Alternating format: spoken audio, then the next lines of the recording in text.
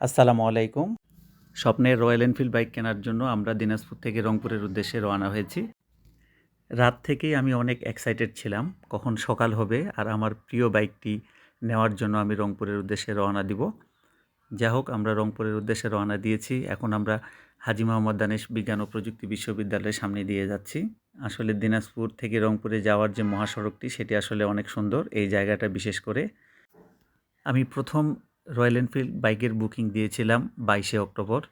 এই 22শে অক্টোবর তারিখটি আমার কাছে অনেক বেশি স্পেশাল, কারণ এই 22শে অক্টোবর আমার ছেলের জন্মদিন, আমার বিবাহবার্ষিকী এবং বাংলাদেশে রয়্যাল এনফিল্ড ফার্স্ট যেদিন লঞ্চ হয় সেই তারিখটি ছিল 22শে অক্টোবর।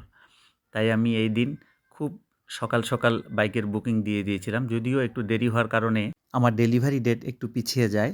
আমার ডেলিভারি ডেট ছিল 30শে জানুয়ারি।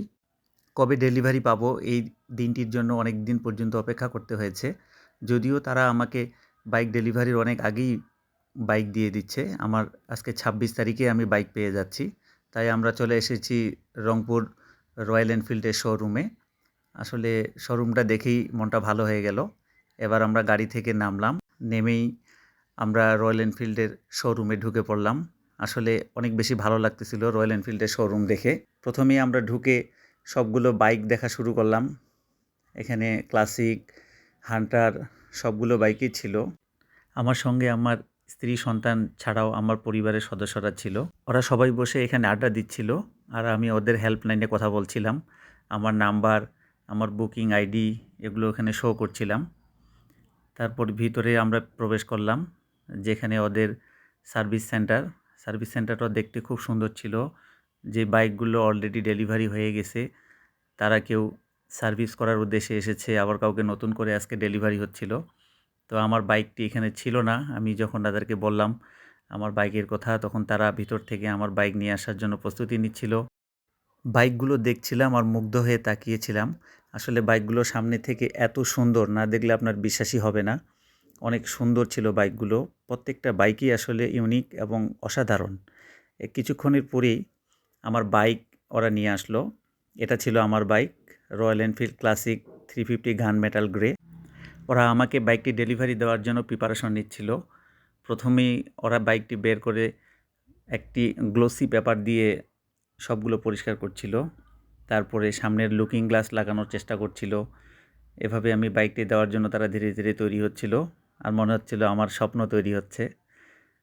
তারপরেই তারা বাইকটি সুন্দর করে সাজিয়ে রাখছিল আমাদের ফাইনালি ডেলিভারি দেওয়ার জন্য। এর মধ্যে আমরা ফটো সেশনের কাজ শেষ করে ফেলেছি। ডেলিভারি বুকিং দেওয়ার পরে বাকি যে অবশিষ্ট টাকা বাকি ছিল তার পেমেন্ট আমি এখানে ক্লিয়ার করছি। এখানে রংপুর মোটো হান্টার্স শোরুমের যে লোকজন ছিল তাদের কাছে আমি আমার পেমেন্ট ক্লিয়ার করছিলাম বাকি অংশটুকু। আমার ছেলে আমাকে পেমেন্টে সাহায্য করছিল। আমার মতো আমার ছেলেও রয়্যাল এনফিল্ডের একজন ভক্ত। সে সব সময় বলে, বাবা কবে রয়্যাল এনফিল্ড পাবো। আর ওকে আমি ইউটিউবে অনেকবার এই রয়্যাল এনফিল্ড বাইকের ভিডিও দেখিয়েছি। এজন্য সেও আমার মতো খুব এক্সাইটেড ছিল কবে আমরা আমাদের বাইকটি পাবো, এবং এজন্যই সে সঙ্গে চলে এসেছে আমার সঙ্গে বাইকটি নেওয়ার জন্য। একদম লাস্ট মুহূর্তে তারা আমার বাইকটি খুব ভালোভাবে যত্ন সহকারে পরিষ্কার করছিল। আসলে রয়্যাল এনফিল্ড শোরুমের যে লোকজন ছিল তারা অনেক আন্তরিক ছিল। তারা অনেক যত্ন সহকারে আমার বাইকটি ডেলিভারি দেয়। তারপর আমি বাইকটি কিভাবে চালাবো, কত কিলোর পরে মোবিল চেঞ্জ করব, সব কিছু এই ভাই আমাকে সুন্দরভাবে বুঝিয়ে দিচ্ছিল। রয়্যাল এনফিল্ডের অরিজিনাল সাউন্ড আসলেই অসাধারণ। আমার স্বপ্নের রয়্যাল এনফিল্ড নিয়ে বের হয়ে গেলাম। আমার ভিডিওটি ভালো লাগলে লাইক এবং সাবস্ক্রাইব করে পাশে থাকবেন। আল্লাহ হাফেজ।